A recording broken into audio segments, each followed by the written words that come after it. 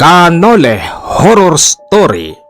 Ganti ng taong mayaman sa aswang. Ano nga ba ang dahilan ng paghihiganti ng isang taong mayaman dahil ipinapapatay niya ang mga aswang? Isang umaga, ang batang si Nathan ay nagtungo sa kanyang ama habang ito ay merong kausap na isang opisyal. Pa! Alis muna kami, pa! O anak, bihis na bihis ka. Saan pupunta ang anak ko? May outing po kami ni Vincent. Sige. Gusto ko bumalik kang may dalang babae. Ay naku, Wilben. Kay liit-liit pa ng anak mo. Tinuturuan mo nang maging ganyan. Ikaw naman, hindi ka na mabiro. Anong kailangan? Pa, pocket money po. Sige. Uwi ka agad Opo, pa.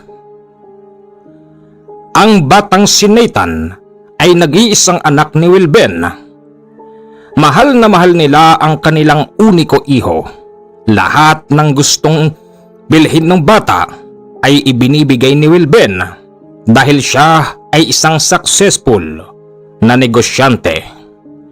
Hindi man masyadong mayaman pero sabihin na nating titingalain mo na rin pag siya ay nakilala mo ng personal. Sa araw na pag-alis ng batang si Nathan, walang kaalam-alam si Wilben na magtutungo pala sila sa kabilang probinsya. Uy, Nathan! Baka hanapin tayo ng papa't mama mo, Nathan! Huwag kang mag-alala, Vincent. Nagpaalam na ako kay Papa. At pumayag siya, di ba? Binigyan pa nga niya ako ng maraming pera. Talaga? Ano ba kasing gagawin natin doon? Kasi, di ba dun sa school natin, merong matandang nagtitinda ng anting-anting. Kaya lang sabi niya, di ba? Bibigay niya raw sa akin yun pag pupuntahan natin sa bahay. Yun bang matandang yun? Nakakatakot naman ang itsura nun, Nathan. Huwag ka matakot dun. Sinabi ko sa kanya na hindi mo kilala papa ko. Malapit na. Pagdating nila sa kagubatan, tinignan agad ng bata ang hawak niyang skits at walang takot na pumasok sa loob. Habang sila'y naglalakbay sa loob ng gubat, ang kasama niyang si Vincent ay halos hindi na makausap. Dalian mo, Vincent! Natatakot ako dito eh. Huwag kang matakot. Tara na!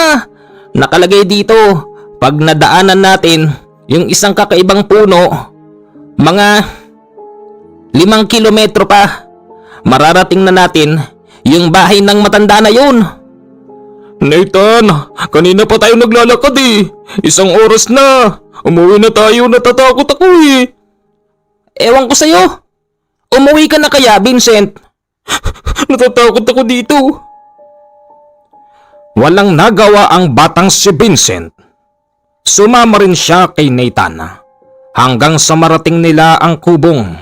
Mahahalata mong merong taong nakatira. Ito na yata yun. O tama. Katabi ng puno ng mulawin. Oo, tama. Tao po. Magandang hapon po. Uy, Nathan, wala naman yatang tao dyan eh. Meron. Huwag kang ang OA. Ano ba kasing gagawin natin dyan? Di makikipagkwentuhan dun sa matanda, tapos bibiling ko sa kanya yung agimat. Ano ba kasing gagawin mo sa agimat na yun? Ano pa? Ipanglalaban ko sa mga aswang. Tsaka isa pa, sabi nung matanda na yun, pag napasa akin yung agimat niya, magugustuhan na ako ni Jezabel. Hala, si Jezabel, hindi ka papansinin nun. Habang sila'y nag-uusap, bumukas na pala ang pintuan nang hindi nila namamalayan. Anong kailangan nyo dito? Ay, magandang hapon po kuya. Nandyan ho ba si Manong Tandok? Wala siya rito. Hindi po ba ito ang bahay niya? Ito ang bahay niya. Pero umalis siya eh. Saan po nagpunta? Nagpakain ng mga gamit na agimat. Agimat? Pwede bang antayin ko na lang po si Manong Tandok? Sige, pasok mga bata. Ay nako, buti naman at natuntun namin yung bahay ni Manong Tandok. Kuya, anong pangalan mo? Ako si Sergio. Ako nga po pala si Nathan at siya naman si Vincent. Natutuwa ko sa iyo bata. Ang lusog-lusog mo. Huwag mo akong hawakan. Ito naman, napakaselan. Para hinawakan ka lang ni Kuya Sergio eh. Habang hinihimas ni Sergio ang katawan ng batang si Vincent, medyo tumutulo pa ang laway nito habang lumalabas ang dila niya.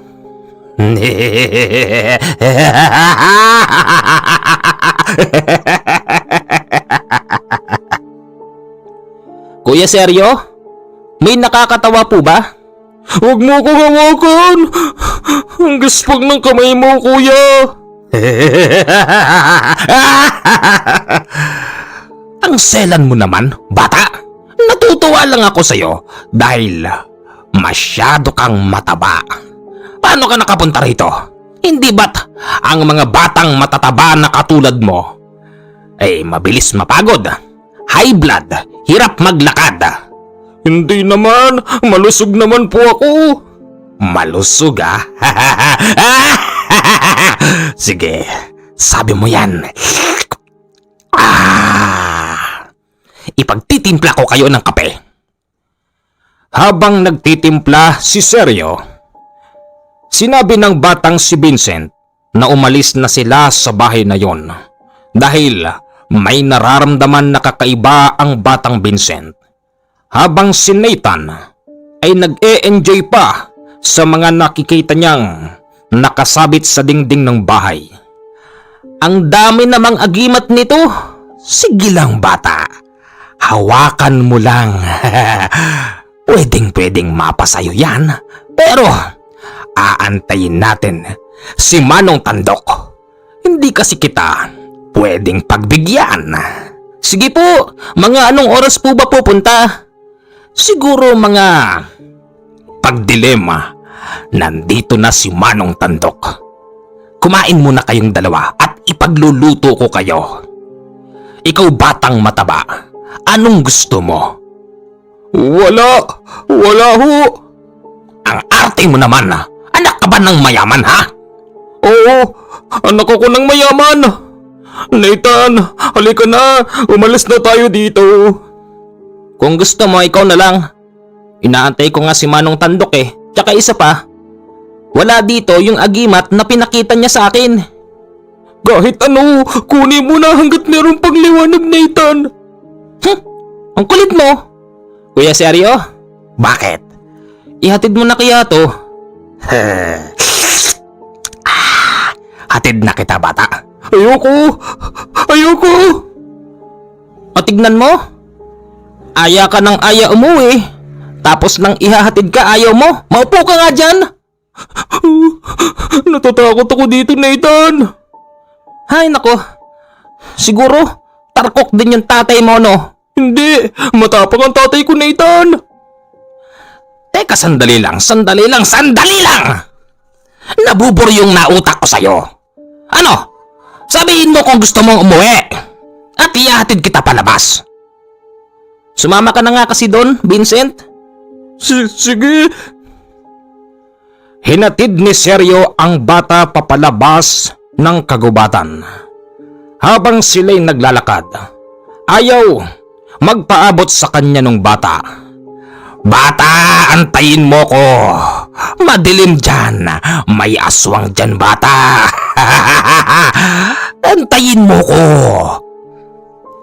Maya-maya pa, tinangkanan ni Seryo na dagitin ang bata dahil ito ay nagbago na ng anyo at naglabas ng pakpak.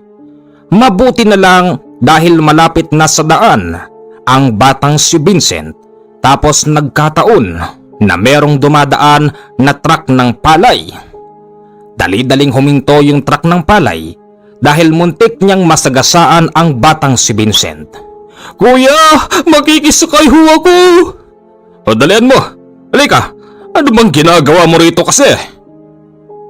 Hindi na nakakibo ang bata ng dahil sa tromang inabot niya. Malas, nakawala yung batang mataba. Pero hindi bale, meron pang isa.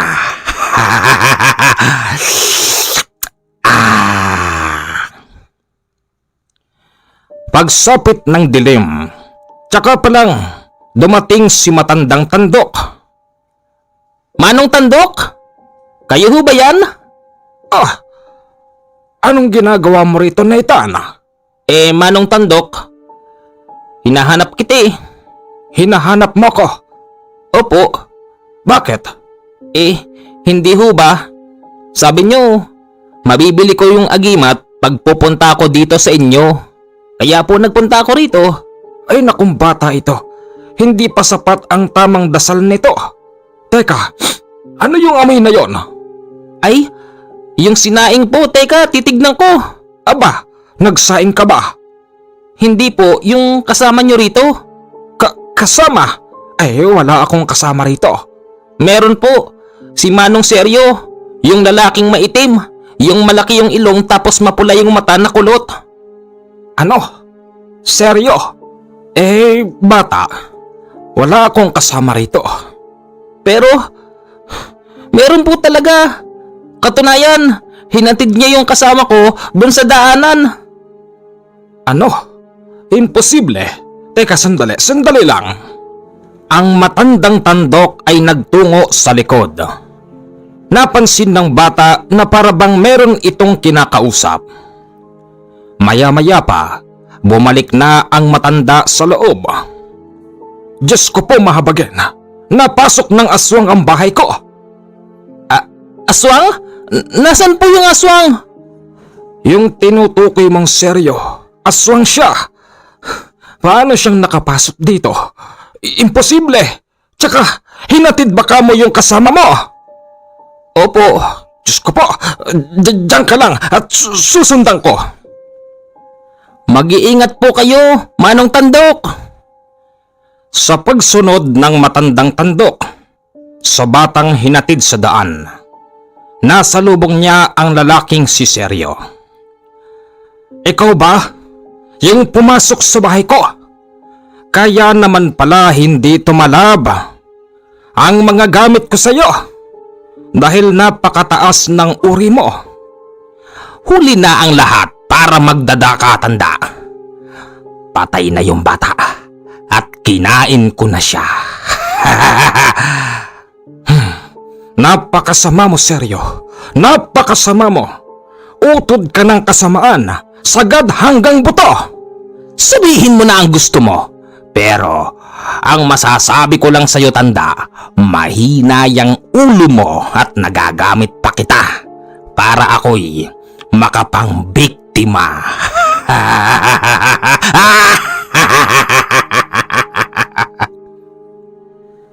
Dahil sa hindi nagustuhan ni matandang tandok ang nangyari, tinangka niyang labanan si Seryo. Pero kahit na anong gawin niya ay hindi umuubra ang mga orasyon nito hanggang si matandang tandok ang napalahod.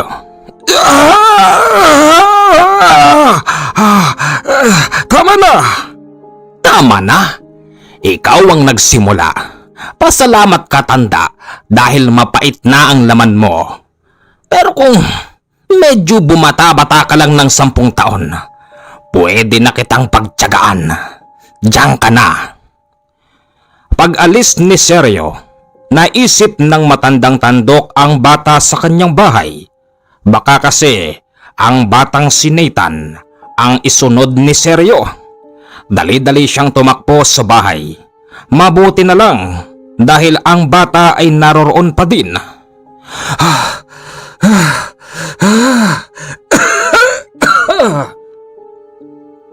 Lolo Tandok, bakit po? Wala. Ay, salamat at nandirito ka pa. Pero hindi tayo pwedeng magtagal dito. Kailangan nating lisanin ng bahay ko. Dahil naniniwala ako na sa pagbabalik ni Seryo na isang mataas na uri ng aswang, meron siyang kasama. At natitiyak ko na pagpepiestahan nila ang katawan mo, Nathan. Teka lang po, ang pakay ko lang po rito yung agimat. Nathan, huwag mo munang isipin yun. Ang isipin mo ang buhay at kaligtasan mo. Halika, sumama ka sa akin. Saan po tayo pupunta? Pupunta tayo sa kaibigan kong babaylan. Doon, ligtas tayo. Inabot ng madaling araw ang paglalakbay ng matanda at bata. Ramdam nila yung pagsunod ng gabunan sa paligid. At hindi lang ito basta gabunan, dahil meron pa siyang mga kasamang hanagob. Magandang umaga sa iyo, kapanalig. Ay, magandang umaga. Bakit ganyan ang itsura mo? At sino itong bata na ito? Siya si Nathan. Nagpunta siya sa akin para makabahagi ng mga tangan ko. Kaya lang, nasa botahe pa ni Seryo. Si Seryo ba ka mo? Talagang walang kadala-dala ang aswang na yun. Talaga. Siya nga pala, kapanalig. Nais ko sanang dumito muna kahit na ilang mga araw lang at tatapusin ko lang ang problema ko sa Seryo na yon. Alam mo ba, kapanalig, yung batang kasama nito ay kinain ni Seryo. Ano? Ay, kawawang bata naman yun. Ano pong sabi nyo? Si Vincent po. Oh, tama ka. Totoo pala talaga, mga aswang. Uuwi na ako sa amin. Sa amin walang aswang. Hindi ka pwedeng basta umalis. Pag pinayagan kita, pati ikaw, makakain ka ng aswang. Dito muna tayo. Dito sa aking kapanalig na babaylan. Ligtas tayo dito. Sa kabilang banda, nalaman na ni Welben na ang anak niyang si Nathan ay nasa ganong lugar. Dahil ang batang si Vincent, madaling araw na rin nang makauwi. Sigurado ba yung sinasabi mo, Vincent? Opo, Tito Wilben. Aswang po yung humabol sa amin. Sige.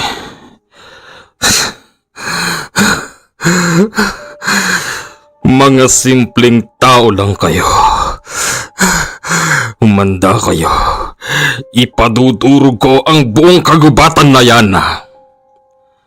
Pinatawag ni Wilben ang kaibigan niyang opisyal. Yun ding oras na yon, dumating ito sa kanyang bahay. Kompadre, at anong problema mo? Bakit napasugod ako rito ng gantong oras?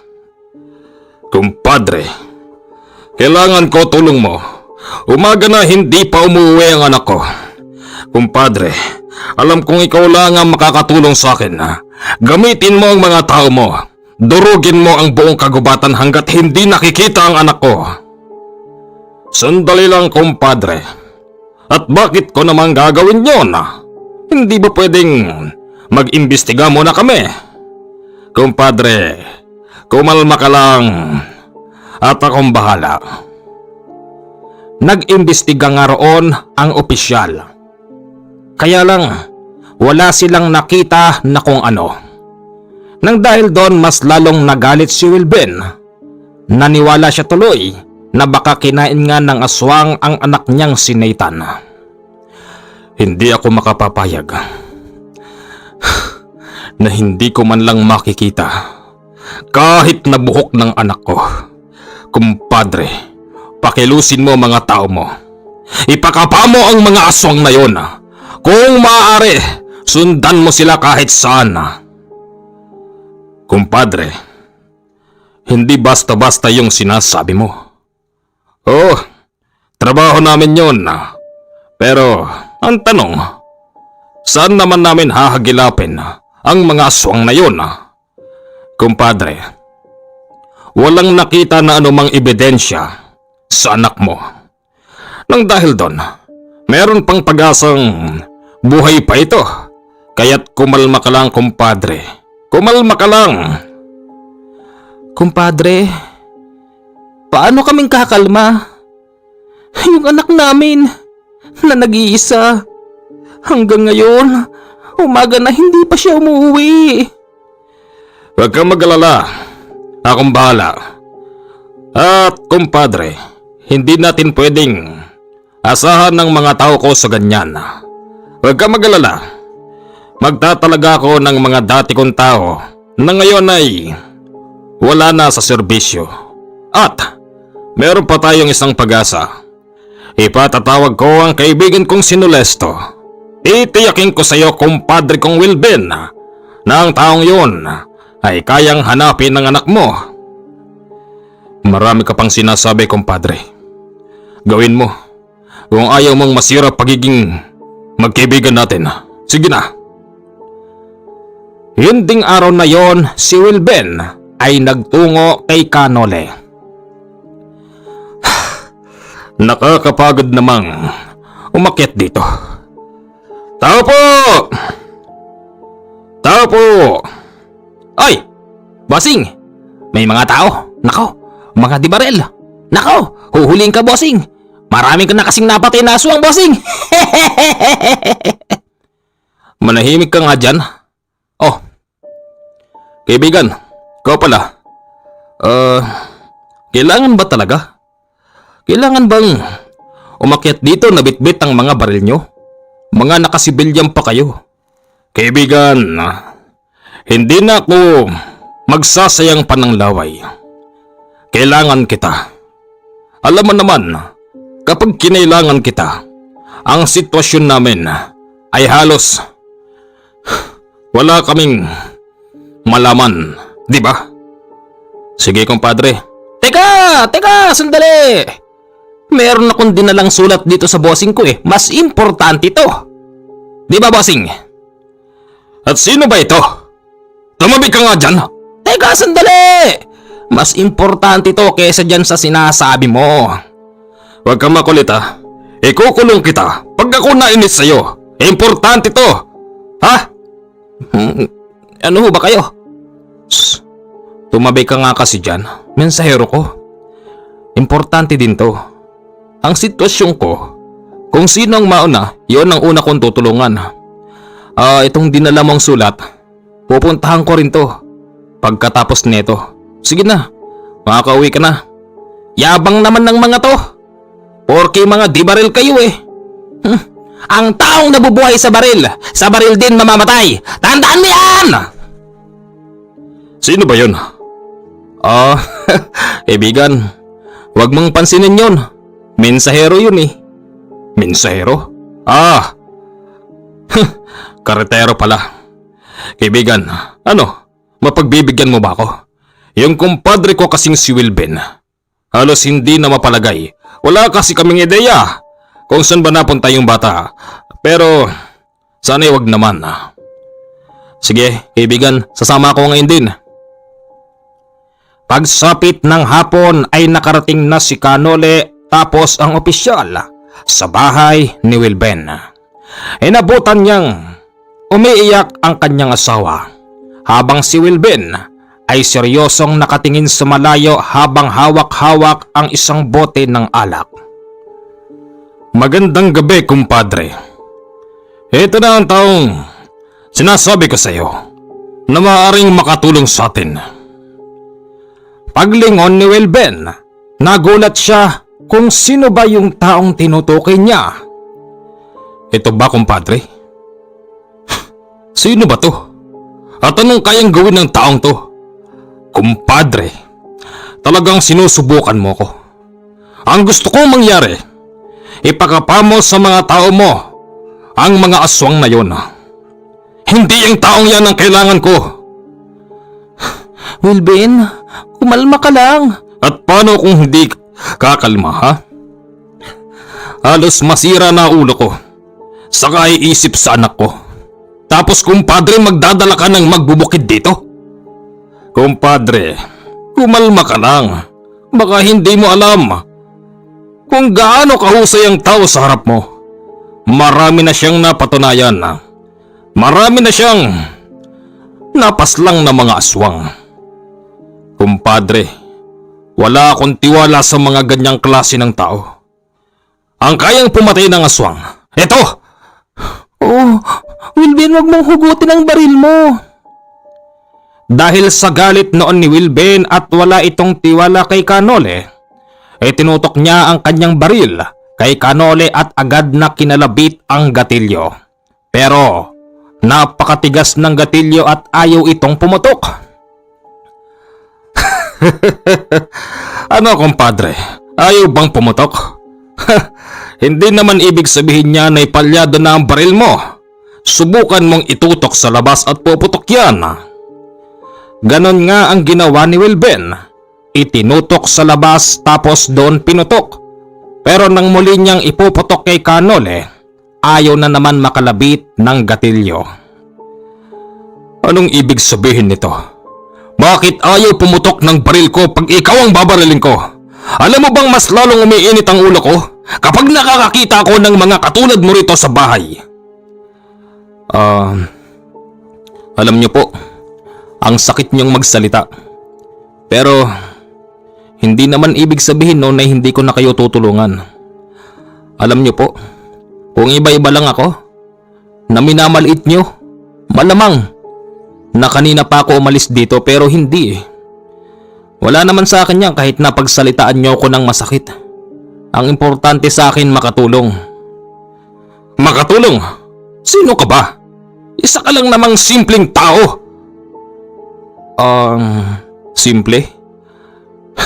Sa pagkakaalam ko po hindi. Pero kung titignan mo ako sa panglabas na anyo, mukha talaga akong simple.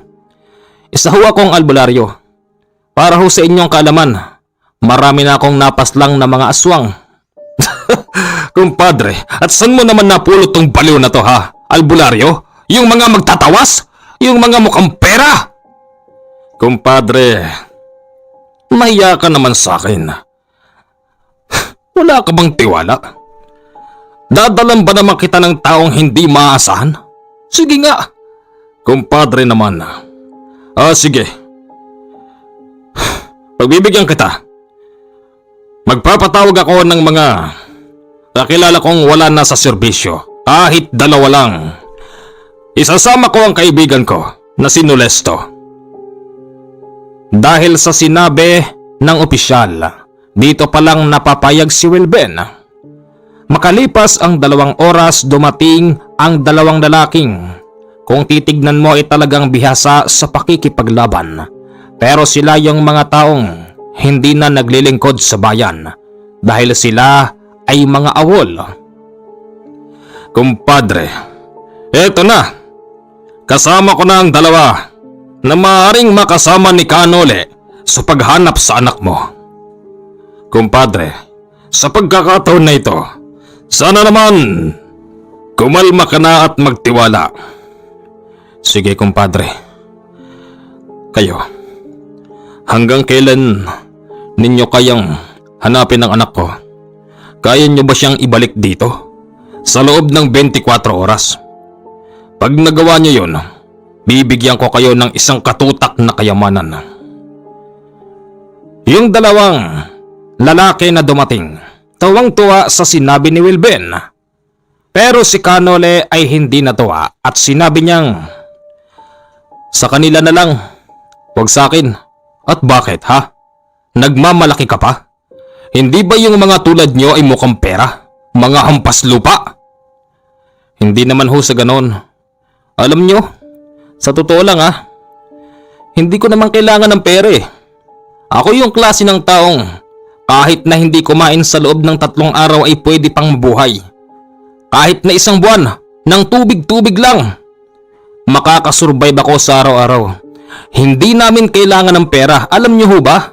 Kapag nga umaani ako ng gulay ipinamimigay ko lang sa mga katutubo yung kinikita kong pera dahil nga hindi ko ho kailangan ng pera. Naintindihan nyo? Masyado kayong masakit magsalita. Tao lang ako na nasasaktan sa mga pinagsasasabi nyo. Kanole, huwag ka naman sanang aalis. Hindi kaibigan, hindi ako aalis. Nilabas ko lang din ang dapat kong sabihin. Hindi naman ibig sabihin noon ay tatalikuran ko na yung paghingi mo sa akin ng tulong. Alam mo kaibigan ang dahilan kung bakit ako nabuhay sa mundo. Para lang tumulong sa mga taong nangangailangan yung mga ganito. Sige, kailangan na ba natin mag-meeting? Kung kinakailangan ngayon na.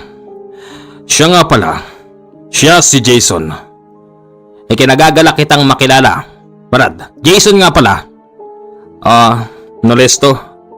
At siya nga pala, si Arman. Kinagagala kitang makilala. Ako si Arman. Nolesto nga pala. Kaibigan, saan ba kami pwedeng mag-usap ng kami lang? Dito na lang siguro. Mas mainam pang nakaharap si kumpadre habang inyong pinagpaplanuhan ang mga gusto nyong mangyari. Sige, ganito. Dito kayong dalawa. Kayo mag-asawa, kalma lang, makinig kayo dyan. Kaibigan, dating gawi. Sige. Lahat sila ay natahimik habang si Kanole ay nakatayo sa tapat ng pader na napakakinis. Pinturado kasi yun. Ganito, ang subject natin sa lakad natin ay mga aswang. Nawawala ang anak ni Mr. Wilben. Nag-iisa niyang anak ito si Nathan. Ayon dito sa impormasyon na ibinigay sa akin ng aking kaibigan na opisyal, nakita ang batang yon sa bandang bundok na natatanaw nyo na yon. Medyo madilim lang, ewan ko sa inyo kung nakikita nyo, basta ako kahit gabi nakakakita ko. At ayon sa bata, nakasama ng batang nawawala, aswang daw ang tumugis sa kanila. Malamang na aswang din ang dahilan kung bakit nawala ang batang Nathan na yon. Ganito, ang mga aswang ay maraming klase. Merong aswang na hindi nakakalipad. Meron ding aswang na nakakalipad. At meron ding aswang na kayang gumapang sa ilalim ng lupa. Pero sana wag naman. Wag sana natin silang makahalubilo. Lalong-lalo na ang mga hanagob at gabunan. Dahil natitiyak ko na yung mga hawak nyo, hindi yan tatalab doon. Pinaalalahanan ko kayong dalawa. Kailangan natin mag-triple ingat. Sa lakad natin, ako ang mauuna. Kung ano ang sasabihin ko, yun ang susundin nyo. Nagkakaintindihan ba tayo? Jason? Arman? Dahil ikaw ang naatasan, bakit hindi? Di ba Jason? Naman! Sige, walang problema doon. Ano pang ginagawa nyo? Sige na. Lumakad na kayo. Kumpadre, asahan mo na sa loob ng 1 linggo darating sila at kasama na ang anak mo. Kumpadre, masyadong matagal ang 1 linggo. Di ba sinabi ko kanina? 24 oras lang. Mawalang galang na ho, Mr. Wilben. Hindi ho ganon basta kabilis maghanap ng taong nawawala. Wala nga akong pwedeng basahan ng isip dito para lang malaman natin kung buhay pa ba yung anak mong si Nathan. Pero pag ba hindi namin nahanap yung anak mo, anong gagawin mo sa amin? Kumpadre, alam mo naman ang kaparusahan kapag hindi nila nahanap ang anak ko. Dahil sa sinabi na yon ni Wilben, alam na yon ni Kanole at ng dalawa pa. Ganun pa man, hindi sila nawawalan ng pag-asa na buhay pa ang batang si Nathan. Sa mga oras na yon, hinatid sila sa kagubatan kung saan ba huling nakita ang bata. Habang sila'y naglalakad, naitanong tuloy ni Jason kung sino ba si Kanole. Kaibigang Nole, di ka naman dating nagsiservisyo sa bayan. Pero bakit ikaw ang pinagkatiwalaan ng opisyal? Tapos nung mayabang na Wilben na yon. Nako, mukha bang nagtiwala sa atin? Kita mo naman, kung maliitin tayo, para tayong sobrang liit talaga.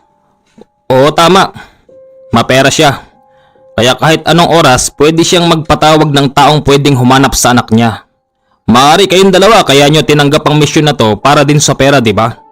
Pero ako yung taong hindi kailangan ng pera. Kapag nagtagumpay tayo sa misyon na ito, Arman, Jason, kayo lang dalawa makikinabang. Bakit ba kasi ayaw mo? Lahat ng tao ay nangangailangan ng pera sa panahon na ito. Hindi Arman, hindi lahat. Patutunayan ko sa inyo kung gaano kasimple ang aking buhay sa bundok. Taga-bundok ka ba? Oo, tama ka. Taga-bundok ako. Ako yung klase ng probinsyano na merong mababaw na kaligayahan. Yung tipong kahit na hindi kumain sa loob ng 3 araw ay okay lang. Narinig ko nga kanina. Sinasabi mo ron na kahit na 1 buwan kang hindi kumain at patubig-tubig lang mabubuhay ka sa araw-araw. Alam mo, bilib ako sa mga taong katulad mo. Sandali. Meron ako nararamdaman. Sandali lang. Nang sabihin yon ni Kanole sa kanila, naramdaman din ito ng dalawa. Dahilan kung bakit bigla silang dumapa. Kapansin-pansin pa rin sa kanilang mga aksyon, yung para ba silang dati talagang nasa serbisyo. Tumayo na kayo dyan. Baboy lang pala. Teka. Kainin natin yung baboy. Ihawin natin. Hindi pwede. Bakit? Jason, hindi pwede. Maubusan tayo ng oras. Ipapares mo kasi kami sa'yo. Ikaw kahit di ka kumain okay lang eh. Kaming dalawa. Hindi pwede yun. Kailangan meron kaming lakas. Arman, barilin mo yung baboy. Hinuli nila yung baboy at madali nila itong inihaw. Luto na. Kumain ka na. Salamat. Kakain ka rin pala eh. Dami mo pang sinasabi kanina. Pagkatapos noon ay walang pahipahinga. Kinailangan na nilang maglakad sa loob ng gubat hanggang sa natunton nila ang bahay ni Matandang Tandok. May bahay dito. Nararamdaman ko na merong nangyaring kakaiba rito. Ano tong lugar na to? Parang walang tao. Arman, diyan ka lang. Jason, umikot ka ron ha? Parang may tao. Pagpasok ni Kanole sa loob, nakita niyang nagkalat ang kulay pulang likido. Baho! Ang bahay pala ng Matandang Tandok ay hindi na niya binabalikan at ginawa itong kainan nila Seryo. Merong nangyaring kakaiba rito, pero wala nang nakatira. Kung ganun, dapat ba nating bantayan ang bahay na ito? Darating at darating ba yung mga taong hinahanap natin? Hindi Arman, hindi tayo pwedeng magtagal dito. Kailangan natin silang hanapin dahil nga ginagawa lang nila itong kainan. Kung ganun, kumilos na tayo. Muli silang kumilos sa loob ng madilim na gubat. Hirap na yung dalawa dahil sa dilim at naubos na rin yung dala nilang sulo. Sandali kaibigan, wala kaming makita eh. Ang bilis mo namang maglakad. Bilisan mo dyan Jason. Arman, kailangan marating natin yung bahay ng mga yun bago pa magliwanag. Hindi nga natin alam eh. Saan ba tayo pupunta? Basta sumunod kayo sa akin. Patutunayan ko sa inyo na isa akong albularyo. Naniniwala na kami. Dahan-dahan lang kasi wala kaming makita. Dahil sa walang makita yung dalawa, inalalayan na lang sila ni Kanole. Maya-maya pa may naamoy silang para bang may iniihaw. Inihaw? Bango! O nga no, bango nun ah. Sinundan nila ang amoy na yon at dito'y natunton nila ang hindi bababa sa 5 kubo na magkakatabi. Nakapagitan ito sa parabang lungkaw sa kabundukan. Sino ba namang tao magpupunta rito? Malamang wala kung hindi sila lang. Mga kasama, ito na ang hinahanap natin. Nandito na tayo. Nararamdaman ko, merong mga aswang sa loob. Kaya yung mga bala nyo, akin na muna. Bakit? Anong gagawin mo sa mga bala namin? Hindi basta-basta mga nakatira dito. Naniniwala ako dyan. Kaya yung mga bala nyo, akin na muna. Kinakailangan ko yan orasyonan. Para nang sa ganon, tumalab ang mga bala nyo. Dapat kanina pa. Bakit ngayon pa kung kailan nakita na natin sila? Hindi ko naisip Akin na. Inorasyonan ni Kanole nang hindi bababa sa 10 minuto ang mga bala nung dalawa. Pagkatapos nun ibinalik na tapos napansin nilang parabang may langis yung bala. Bakit may langis yung bala? Huwag ka na magtanong pa, Arman. Sige na. Nandito pa rin sila at hindi pa sila nakapangdadagit. Unti-unting humakbang si Kanole at naiwan yung dalawa. Ang instruction sa kanila, kung sino man ang makita nilang lalabas doon, barilin nilang dalawa at wag silang mangingilag na patayin dahil sila ang papatayin ng mga yon. Sinipa ni Kanole ang pinto at nagulat ang 4 na taong kasalukuyang kumakain. May bisita! Halika! Kumain tayo! Sino sa inyo ang salarin sa pagkawala ng batang si Nathan? Ikaw? Ano? Sinong Nathan? Nababasa ko isip mo, aswang. Magaling kang magbintang. Hindi ko alam sinasabi mo. Halika! Samahan mo kami sa pagkain. Huwag ka mag-alala. Hindi ito tao. Ito ay baboy ramo. Halika na. Pasensya ka na sa bigas namin. Kulay puli. Yan kasi yung tinatawag na laon. Halika na. Samahan mo kami, kaibigan. Hindi mo ko maluloko, aswang. Sino sa inyo ang kumuha sa batang si Nathan? Kung tunay kang nakakabasa ng isip, di dapat alam mong hindi ko dinala dito ang bata. Ayun, inamin mo rin, oo.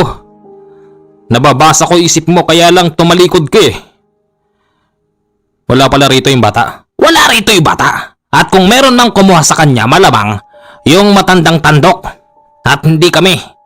Huwag kang ang ano dyan. Kumakain kami Inaabala mo kami. Maya-maya pa natapos nang kumain ang mga kasama ni Sergio. Lumabas yung isa. Dinaanan lang nito si Kanole na parang wala lang. Dahil nga sa instruction ni Kanole sa kanila kung sino ang babarilin. Paglabas nung isa, bigla itong bumulagta. Nagkikikisa yun nang tamaan ito sa noo. Anong nangyari? Anong ibig sabihin nito? Huwag kang kikilos ng masama. May mga kasama akong taong papatay sa inyo. Ha? Sa pagkakataon na ito dapat ako mamagitan. Lumapit noon si Arman at si Jason sa pagkakalang wala ng tao sa loob. Patay na. Patay na pala Tapos na problema natin. Yung bata na lang. Sandali. Bakit? Hindi sila yung kumuha sa batang si Nathan. Oo. Di ng kanila na kunin ng bata. Teka nga. Aswang tong mga to Parang lumalabas na kinakampihan mo pa.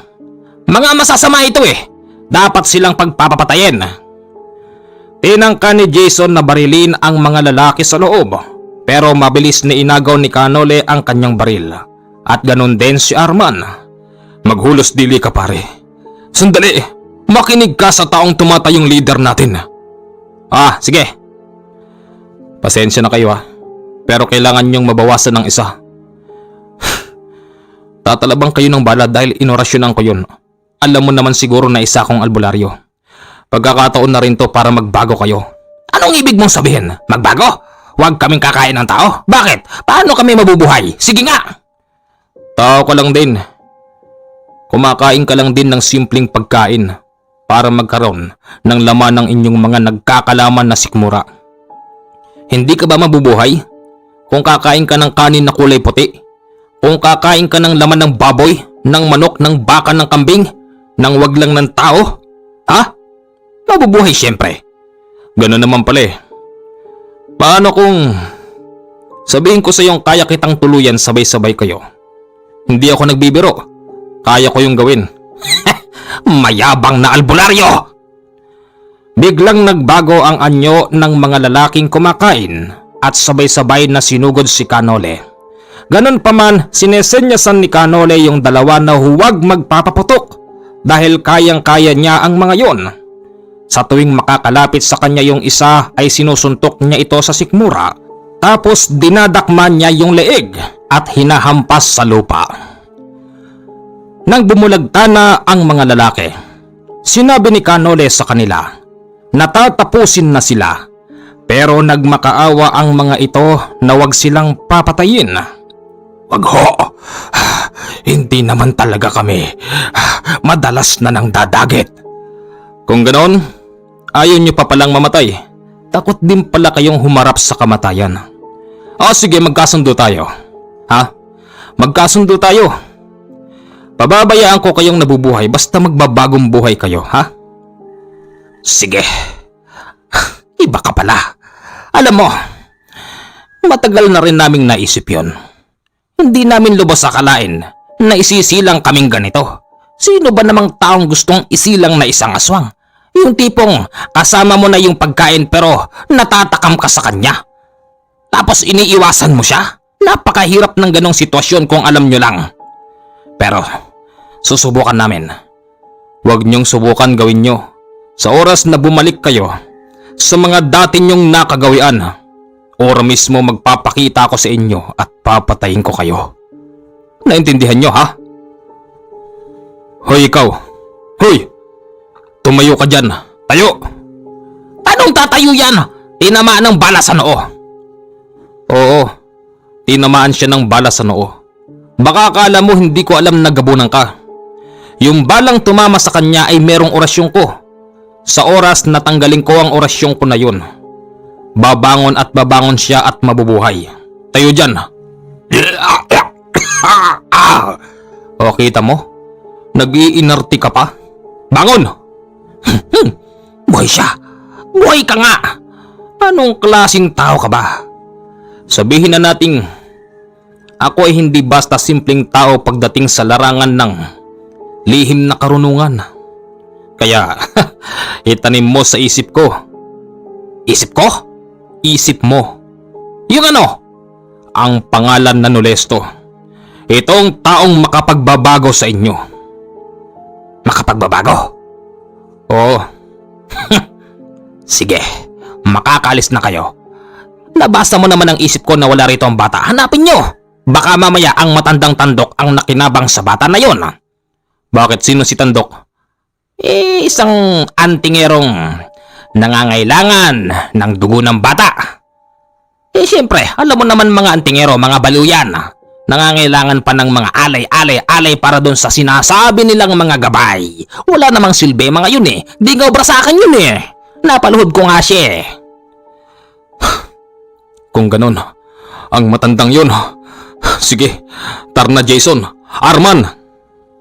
Maya-maya lang sumikat na ang araw. Nakarating sila sa gilid ng batis kung saan merong malamig at malinaw na tubig. Akalain mo, may batis dito? Talon yan, ano ka ba? Oo nga. Tara, inom tayo. Sa pagsisid ni Kanole ay nakaramdam siya ng sobrang lamig. Pero meron siyang nadinig na parang ipinaparating sa kanya ng tagapagbantay ng batis na yun kung nasaan ba ang batang si Nathan. Tara na. Teka sandali. Hindi pa kami nagsisimulang maligo. Tara na. Teka, bakit ba? Alam ko na kung nasaan yung bata. Ano? Baliw yata yun. Kala mo napaka-perpekto. Hindi ako baliw.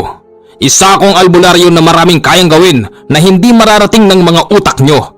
Dalian nyo! Napasama na lang si Jason at si Arman. Halos 2 oras pa silang naglalakad at dito'y nakita nila ang bahay ng babaylan. Ito na siguro yun. Nararamdaman ko ang presensya ng bata. Ang ganda po pala rito. Parang ayoko nang umuwi. Dito na lang kaya ako. Di naman ako mahal ni Papa at ni Mama eh. Bahala sila. Hanapin na lang nila ako. Tsaka isa pa, ito naman ang gusto ng buhay ko eh. Ng puso ko, ng damdamin ko, ng katawan ko, ng sarili ko. Dito.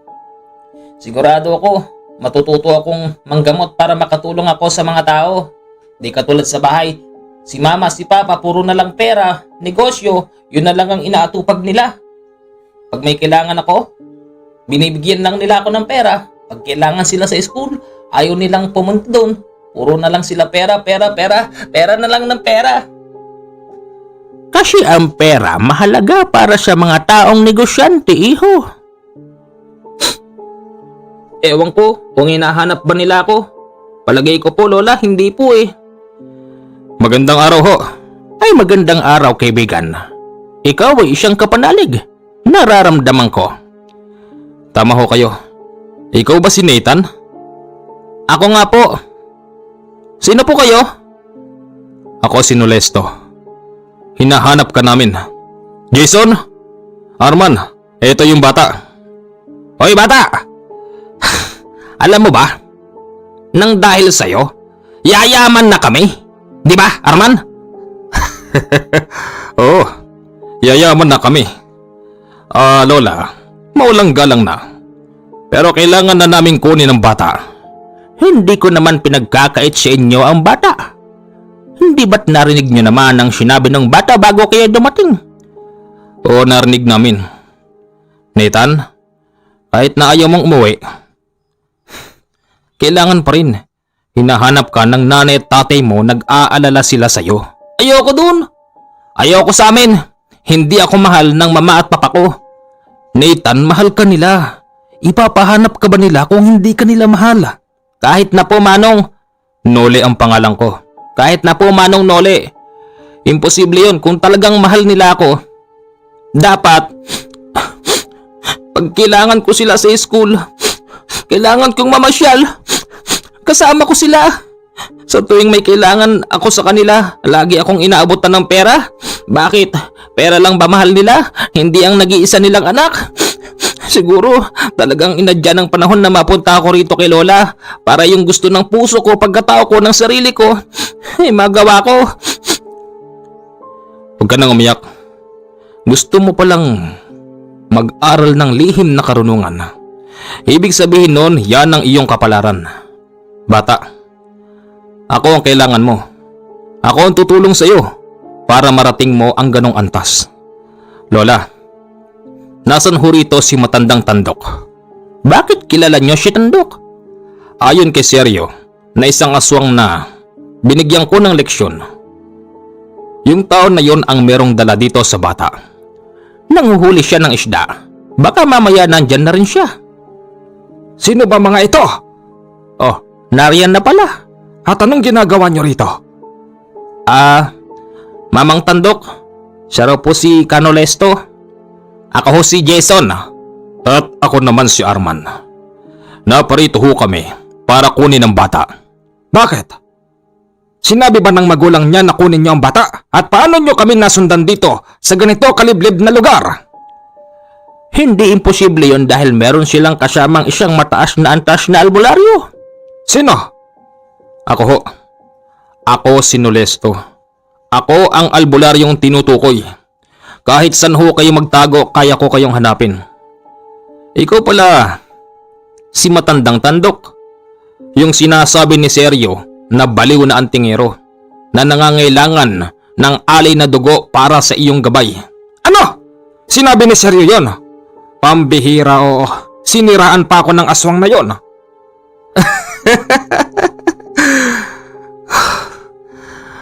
Sabihin na nating hindi totoo yun. Nakita ko naman sa iyo eh. Antingero ho pala kayo pero hindi kayo nag-aalay. Alam nyo nung una, medyo nag-alala ako sa bata eh dahil sa sinabi ni Seryo. Pag nag-cross ang lundas namin ng Seryo na yon, makakatikim talaga siya sa akin. Wag na ho. Wag nyo nang balakin. At bakit hindi? Sinisiraan niya ako sa tao. Wag ho. Matututo na mga yon. Binigyan ko sila ng leksyon. Magbabago na sila. Kaya Huwag nyo nang intindihin ng mga yon. Ay mabuti naman at ako'y sawang-sawa na sa kasusunod sa kanila kapag meron silang taong bibiktimahin. Hindi ho. Paano? Kukunin na namin yung bata. Nathan. Ikaw, gusto mo bang sumama sa kanila? Opo, pero kay Mamang Nolesto po. O sige, sa pag-uwi mo, sabihin mo sa iyong mga magulang na dito sa aming pangangalaga ay hindi ka namin sinaktan. Alam mo yan? Opo, Mamang Tandok. At siya nga pala, di ba't pangarap mo ang aking agimat? O heto, bago ka umalis, ireregalo ko ito sa iyo. Asahan ko, sa pagkalipas ng mahabang panahon ay muli tayong magkikita. Opo, sa pagkakataon na yun, Mamang Tandok, ako naman po sigurado ang makakatulong sa inyo. Sige, alis na ho kami. Mag-iingat ho kayo rito. Siya nga ho pala, yung bahay nyo, nagkalat ang kulay pulang likido. Ginawa ba namang kusina ng mga tropa ni Sergio eh? Alis na ho kami ha. Bye-bye! Sa pag-uwi nila Canole sa bahay ni Wilben, nag-aantay na ito roon, tapos ang kanyang kumpadre. Nang makita pa lang ng batang sineta ng kanilang bahay, bigla itong nakaramdam ng kalungkutan at sinabing, Mamang Nolesto, ayoko po rito sa amin. Ha? Hindi ka pwedeng basta umalis dito. Kung gusto mong matuto ng lihim na karunungan, kailangan kitang formal na ipagpaalam sa mga magulang mo. Maigpit pa naman sila. Anak? Nathan! Anak ko! Kitang-kita sa galaw at pag-aalala ni Wilben sa bata. Inakap-akap niya ito. Halos maiyak pa nga si Wilben, maging ang kanyang ina. Anak, saan ka ba nagpunta? Mahabang istorya po. Pa? Ma? Kung inyo pong mamarapatin, sasama po sana ako kay Mamang Nolesto. Bakit? Iiwan mo na kami? May hinahanap po kasi yung katawan ko na palagay ko'y hindi nyo kayang ibigay. At ano yun ah? Lahat ng gusto mo ay ibibigay namin. Huwag mo lang kaming iwan, anak. Ang gusto ko sana maging katulad ni Mamang Nolesto. Ano? Maging albularyo? Hoy, Nole, ano bang pinakain mo sa anak ko? Ha? At bakit bigla siyang nagkaganon? Wilben, pinag-adya ng panahon na yung anak mo ay maging isang katulad ko. Maging isa siyang albularyo. Wala akong ginawa sa kanya dahil pagkakataon na ang tumatawag sa kanya. Hindi! Kala mo siguro natutuwa ako sa ginagawa mo sa anak ko. Oh, eto ang pera. Umalis na kayo. Salamat ho rito. Maraming pera to ah. Malaking pakinabang to para sa pamilya namin. Hati-hati kayong tatlo dyan ha? Hindi na. Katulad ng sinabi ko, hindi ko kailangan ng pera. Kayo ho bahala, pero ito tandaan nyo. Dahil sa tinatawag ng panahon at pagkakataon ng inyong anak, kahit anong gawin nyo, ang batang yan ay lilisan sa inyong bahay. At kapag ginawa yun ng bata, sana'y huwag nyo siyang hanapin. Dahil natitiyak kong hahanapin niya ang kanyang sarili kung saan siya masaya. At saka isa pa, kung hahanapin nyo ang bata, sa akin nyo siya puntahan. Alam ng kaibigan kong opisyal ang bahay ko. Natitiyak ko sa inyong nasa akin ang bata na yan. Sa bahay ko, hindi siya magtatrabaho. Hindi siya makakarinig ng masasakit na salita. Focus lang ang buhay niya sa pag-aaral ng lihim na karunungan. Anong sabi mo? Yang kabaliwan mo? Ibibigay mo sa anak ko ha? Kumpadre, sandali lang. Hindi ka ba natutuwa? Ha? Kung hindi dahil sa kaibigan kong albularyong si Nolesto ay hindi mababawi ang anak mo. Anong kabaliwan ang sinasabi mo? Alam mo, hindi baling bastusin mo ko. Huwag lang ang kaibigan kong albularyo. Dahil sa sinabi na yon ng opisyal, para bang napahiya si Wilben at humingi ito ng sorry kay Canole. Wala ho sa akin yun. Tandaan nyo lang po yung sinabi ko. Nakatadhana ang anak nyo. Huwag nyo nang hanapin. Pero kung namimiss nyo, pumunta kayo sa akin. Aalis ako sa inyong bahay ngayon nang hindi ko siya kasama. Sige, alis na kami ha. Mag-iingat ka palagi. Teka, sandali. Yung kaparty mo. Sa'yo na yan. Hindi ko kailangan ng pera. Ang biyayang minsan ay inaakala nating galing sa Ama. Naakala natin ipinagkaloob niya sa atin. Hindi pala. Nagiging pain ito sa atin ng dyablo para kainin tayo ng kasamaan. Kaya pasensyahan na ho tayo sa inyo na pera nyo. Kayong dalawa, maraming salamat sa pagsama sa akin. Tagumpay tayo sa misyon natin. Nakuha natin ang bata nang walang namatay. Kaya nga galing mo. Saludo ako sa'yo. Sipin mo, patay na nabuhay pa. Hindi pa tayo yun. Di ba nga tinamaan nga sa Gabunan yun Nasaktan lang yun, nakatulog. Ganun ba? Di namin alam Hey, magandang hapon po sa inyong lahat. Ito ang inyong Commander JH, ang nag-iisang narrator sa channel na ito. Huwag kalimutan na i-like ang ating video. Maraming salamat po sa inyong lahat. Bye-bye! Hi!